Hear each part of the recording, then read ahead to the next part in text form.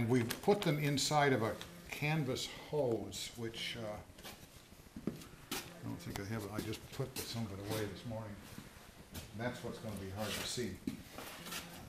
We followed what they did in the old days, which was to put wire in a hose, but you can almost, I don't know whether you can see all the way over there. Yeah. Yeah. This is canvas fire hose, no longer made. In fact, I think that even might be made in England. It came from the Biddeford Fire Department back in the 1970s, and even at that time it was getting hard to get. In fact, everybody was using it for padding on their docks to protect boats from marring themselves against a wooden dock.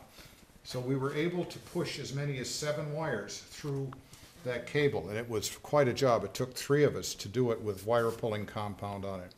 Then at the end we wrapped around with friction tape, and then these wires are loose because at this point they break up and there are different resistor grids here, and each one goes to a different spot. The wires were then, these were fastened to each sill with a leather strap fastened in with shingle nails, just exactly the way the original did, and they're all fastened in there. There are a few other wires. There's one for the ground, which runs the whole length. It's a heavy wire. It goes from one end of the car to the other, and that's, the trolley wire is hot. That's where it comes in. Eventually, after it's done its work, the wire has to, the electricity has to go back out to the tracks and hence back to the power station. So what we did, and we did what they did ordinarily, or originally, you can see that on the other side, I guess, hopefully. You may have to get down a little bit.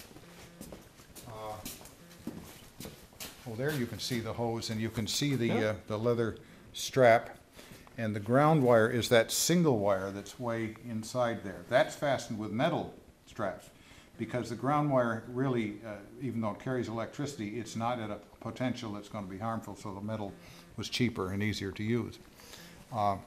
So what they did is they had a bolt on the bolster.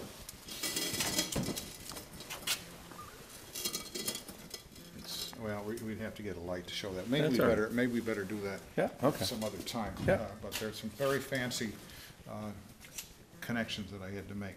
This wire right here is for the headlight. The headlight gets its power, and it also is a frame that sits on there, and there's a bolt that holds the frame on, and that extends down through the wood, and there's a wire fastened to that for the ground, and that'll be more obvious when we put the thing together.